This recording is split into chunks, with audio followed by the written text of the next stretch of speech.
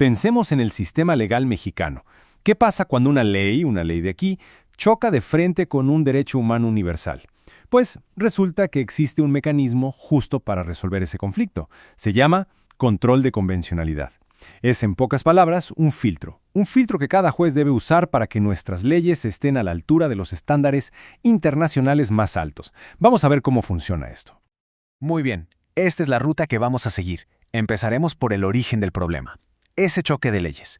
Luego vamos a desmenuzar qué es exactamente este filtro de los jueces y cómo lo aplican. Veremos casos reales para que quede más claro, entenderemos sus límites, porque los tiene, y cerraremos con lo más importante. ¿Por qué todo esto es una pieza clave para proteger los derechos de todas las personas? Primero lo primero, hay que entender bien el problema de fondo. Todo este mecanismo, toda esta idea, nace para resolver una tensión que es fundamental en el derecho.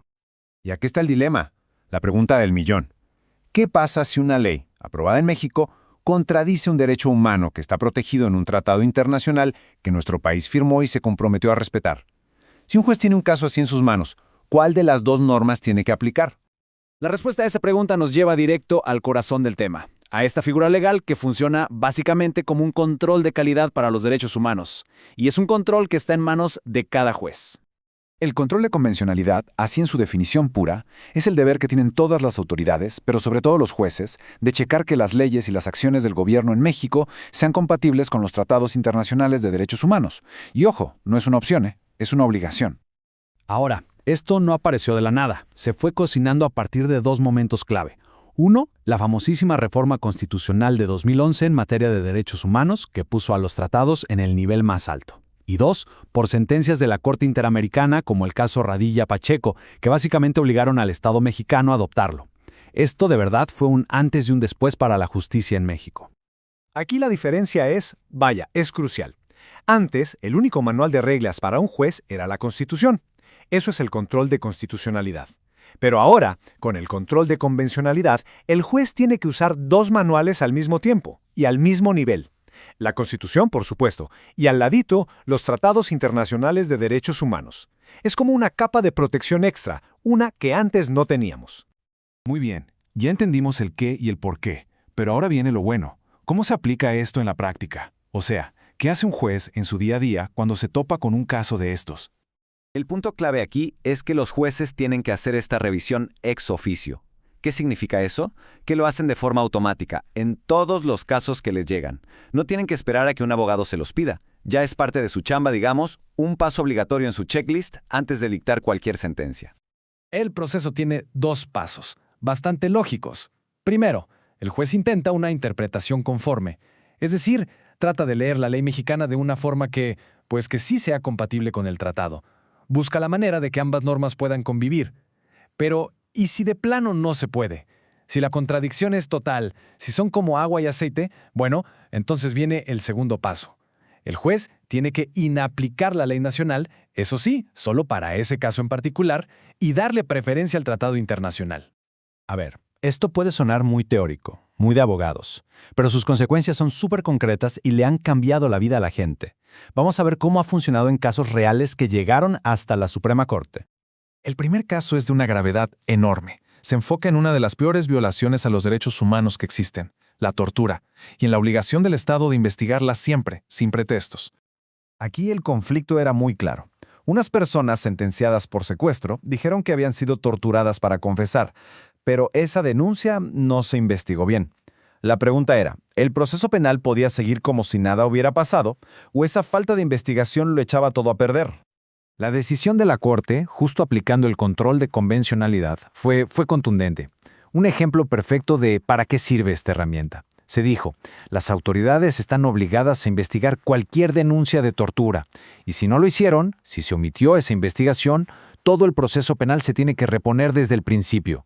Aquí, el derecho a no ser torturado, garantizado en tratados, le ganó a las reglas procesales.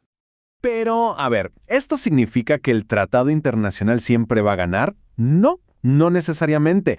Veamos ahora un caso sobre derechos laborales de servidores públicos. El dilema era este.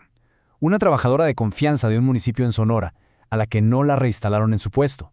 Ella argumentaba que los tratados internacionales le daban derecho a la estabilidad en el empleo, pero la ley local, Decía que para su tipo de puesto, ese derecho era limitado.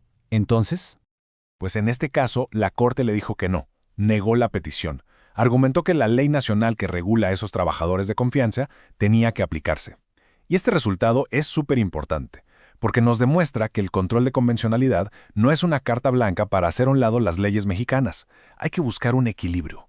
Y esto nos lleva a su límite más importante.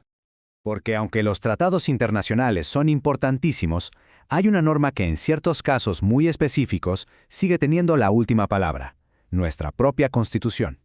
Esta frase de la Suprema Corte es la clave de todo. En un caso muy famoso, la contradicción de tesis 293-2011, el Pleno del Máximo Tribunal estableció una regla de oro. Si la Constitución mexicana pone una restricción expresa a un derecho humano, entonces hay que hacerle caso a la Constitución. ¿Y esto cómo se ve en la práctica? Un ejemplo clarísimo es el de los policías. El artículo 123 de la Constitución prohíbe, con todas sus letras, que se reinstale a un policía si es separado de su cargo. Así que, aunque un tratado internacional pudiera interpretarse de una forma más favorable para el policía, en este caso la restricción que está escrita en la Constitución es la que manda. Entonces, si juntamos todas las piezas del rompecabezas, ¿cuál es la foto final? ¿Por qué este mecanismo es tan, pero tan relevante para la protección de los derechos de todas las personas en México? Su importancia es enorme. Primero, porque convierte a cada juez, desde el municipal hasta el de la Suprema Corte, en un defensor de los derechos humanos. Segundo, porque hace que los tratados internacionales dejen de ser un bonito discurso y se conviertan en algo que se puede exigir en un tribunal. Esto nos da una capa extra de protección y al final del día fortalece el Estado de Derecho, porque obliga a que nuestro sistema legal esté en sintonía con el mundo. Y esto nos deja con una última reflexión. Si un juez en cualquier parte de México tiene el poder y la obligación de medir nuestras leyes con una regla global de derechos humanos, ¿no se está redefiniendo la idea misma de lo que es la justicia en el país? El control de convencionalidad no es solo una herramienta legal, es en realidad una conversación constante entre México y el mundo sobre qué significa ser justo.